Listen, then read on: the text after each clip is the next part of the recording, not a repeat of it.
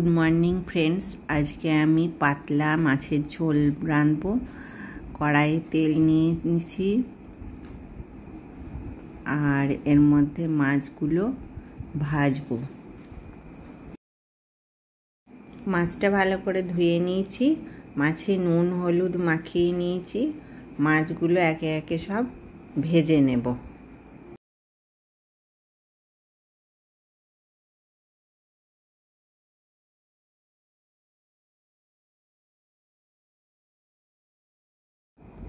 এবারে আমার মাছগুলো ভাজা হয়ে গেছে, মাছগুলো ভেজে তুলে নিলাম। এবারে আমি এই তেলের মধ্যেই আলুগুলোকে বেশ লাল লাল করে ভাজবো।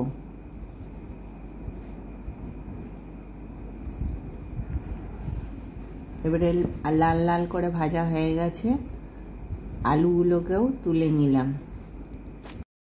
কড়াইয়ের মধ্যে আরেকটু তেল দিয়ে দিলাম। তারপরে এই তেলটা গরম হয়ে গেলে এতে একটুখানি পেঁয়াজ দেব। পেঁয়াজগুলো বেশ ভালো করে নাড়াচাড়া করে লাল লাল করে ভেজে নেব। এগুলো ভাজা হয়ে গেলে অল্প করে জল দেব। এবারে কড়াইয়ে একটু জল দিয়ে দিয়েছি মশলা দেব বলে। এবারে আমি ধনে জিরে গোলমরিচ গুঁড়ো দিয়ে দিলাম, লঙ্কা গুঁড়ো দেব।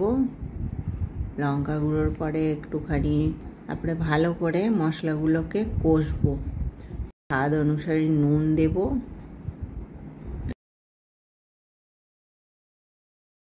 নিয়ে আলুটা দেব, আলু দিয়ে আবার কষবো। আলু দিয়ে ভালো করে কষা হয়ে গেছে। ঝিঙেগুলো এরকম আমি লম্বা লম্বা করে কেটে নিয়েছি।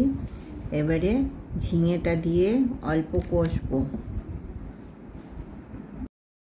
এবারে আমি এর মধ্যে অল্প করে হলুদ দিয়ে দেব। হলুদ দিয়ে আলু আর ঝিঙেটাকে খুব ভালো করে কষে নেব।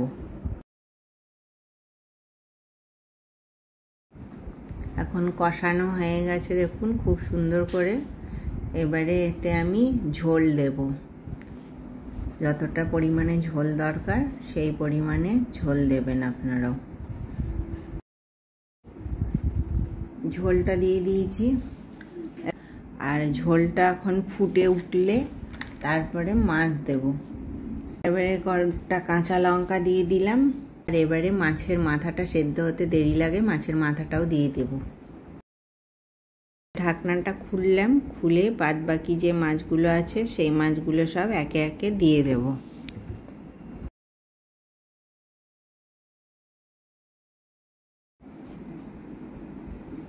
এবারে ঢাকনাটা ঢেকে দেব।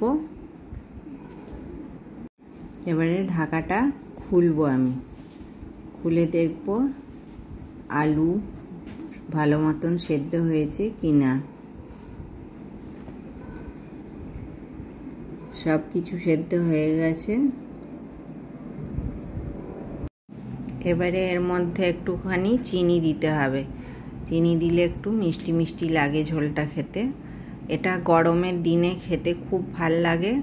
পাতলা ঝোল হয় একেবারে, পেটের গন্ডগোলও হয় না, কিছু হয় না। তাহলে আপনারাও এইভাবে বানিয়ে দেখবেন একবার, আমার পাশে থাকবেন আর আমার এই চ্যানেলটাকে লাইক শেয়ার সাবস্ক্রাইব করবেন। নমস্কার।